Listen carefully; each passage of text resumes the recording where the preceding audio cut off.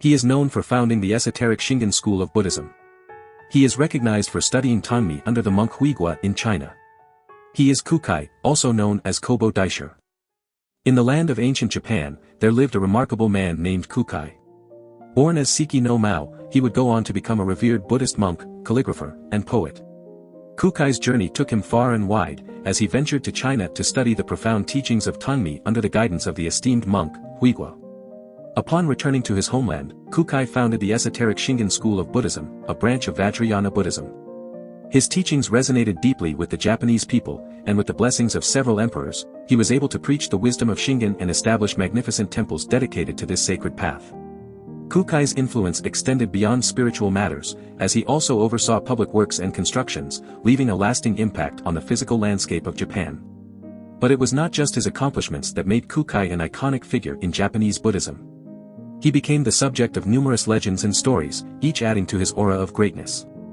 Among these tales, one legend attributes the invention of the kana syllabary, the foundation of the Japanese language, to Kūkai. It is said that he also crafted the Iroha poem, a timeless masterpiece that played a significant role in standardizing and popularizing kana. Throughout the ages, Kūkai, often referred to as Odashi-sama or Henjo Kongo by his devoted followers, continues to inspire and guide those who seek enlightenment. His profound teachings and enduring legacy have left an indelible mark on Japanese Buddhism, ensuring that his name and wisdom will be celebrated for centuries to come. Kūkai, born in the precinct of Zensuji Temple in the 8th century, was raised in a time of political turmoil and change. As a member of the aristocratic Seki family, he embarked on a journey that would shape his life and philosophy. At the age of 15, he began studying the Chinese classics under his uncle's guidance, but soon found himself drawn towards Buddhist studies rather than Confucian teachings. It was around the age of 22 that Kūkai discovered the power of Buddhist practice through chanting the mantra of Kakuzo, the Bodhisattva of the void. He spent countless hours in isolated mountain regions, immersing himself in the chanting of the Akasagarbha mantra. This devotion to spiritual practice led him to publish his first major work, Sango Shiiki, at the age of 24. In this work, he drew inspiration from various sources including Confucianism, Taoism, and Buddhism. During this time, the central government strictly regulated Buddhism, often suppressing independent monks like Kūkai. However, Kūkai's passion for his spiritual quest remained unwavering. In a significant dream, a man appeared and told Kūkai that the Mahavairakana Tantra held the doctrine he sought. Although Kūkai managed to obtain a copy of this scripture, it presented challenges. The majority of the text was in untranslated Sanskrit, written in the Siddha script. Determined to understand its teachings, Kūkai made the decision to travel to China. Kūkai's journey to China was driven by his desire to unravel the mysteries of the Mahavairakana Tantra. He believed that this text held the key to the knowledge he sought. In China, he immersed himself in the study of the sutra, seeking guidance from knowledgeable teachers. His experiences in China would profoundly shape his philosophy and understanding of divinity. Kūkai's journey to China in 804 was a pivotal moment in his life, shaping his philosophy and leaving a lasting impact on Japan. Selected to join a government-sponsored expedition, Kūkai embarked on a voyage with 3 other ships, braving storms and setbacks along the way. Despite the challenges, Kūkai's ship arrived in the province of Fujian, where they initially faced resistance from the local authorities. However, Kūkai's fluency in Chinese allowed him to write a letter to the governor, explaining their situation and securing their entry into the port. Once in China, Kūkai's true journey began. He was granted a place in Shiming Temple, where he immersed himself in the study of Chinese Buddhism. Kūkai even had the opportunity to study Sanskrit with Prajna, a renowned pundit from the Indian Buddhist University at Nalanda. However, it was in Chang'an that Kūkai had a fateful encounter with the monk Huigua, who would initiate him into Chinese esoteric Buddhism.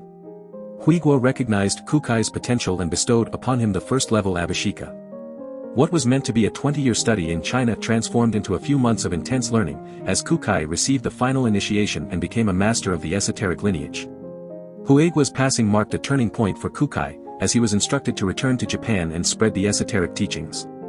In 806, Kūkai arrived back in Japan as the 8th patriarch of esoteric Buddhism, armed with knowledge of Sanskrit, Indian Buddhism, and the arts of Chinese calligraphy and poetry.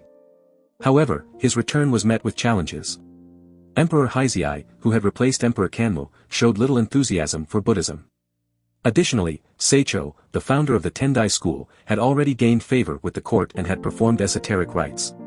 Despite these obstacles, Kūkai's influence endured. He granted Seicho an introductory initiation, showcasing his willingness to share his knowledge. However, a falling out between the two occurred when Kūkai refused to bestow the final initiation due to Seicho's incomplete studies. This feud extended to the Shingen and Tendai sections. Kūkai's return to Japan also prompted him to petition for state support to establish esoteric Buddhism in the country. In 809, the court finally responded to Kūkai's report on his studies and inventory of texts, marking the beginning of a new chapter in Japanese Buddhism.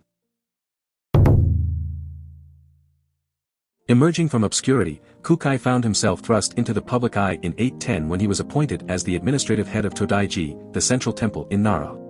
It was during this time that Kūkai's true potential as a philosopher and spiritual leader began to manifest. His influence grew even further when he became the head of the Sogo, an order responsible for the administration and maintenance of the temple, as well as for monastic discipline. In 812, Kūkai petitioned Emperor Saga for permission to perform esoteric rituals that were believed to have the power to bring harmony and protection to the nation and its people. Recognizing the significance of these rituals, the emperor granted Kūkai's request. This marked a shift in the government's reliance on traditional schools in Nara to the esoteric tradition led by Kūkai. With the public initiation ceremonies for Seicho and others in 812, Kūkai solidified his position as the master of esoteric Buddhism in Japan. He dedicated himself to organizing his disciples into an order, entrusting them with the responsibilities of administration, maintenance, and construction at the temple, as well as the preservation of monastic discipline. In 813, Kūkai outlined his aims and practices in a document known as the Admonishments of Konin. During this period, Kūkai's literary achievements were also remarkable. In 817, he completed several seminal works of the Shingen school, which included writing poetry, conducting rituals, and fulfilling requests for epitaphs and memorials. Kūkai's popularity and influence continued to grow, attracting the attention of notable scholars like Tokutsu, who engaged in a constructive dialogue with Kūkai, further enhancing his credibility and piquing interest in esoteric practice within the Nara schools. Kūkai's emergence as a prominent figure in Japanese Buddhism not only transformed his own life but also had a profound impact on the spiritual landscape of the time. His dedication to esoteric rituals and teachings provided a sense of meaning and purpose in a world that was often plagued by uncertainty. Kūkai's philosophy and practices continue to resonate today, offering insights and guidance on how to navigate the complexities of daily life and find solace in the pursuit of spiritual enlightenment. Do you want to explore more philosophers? Who do you want to see featured next? Subscribe and leave a comment below to let me know. I'll see you in the next video.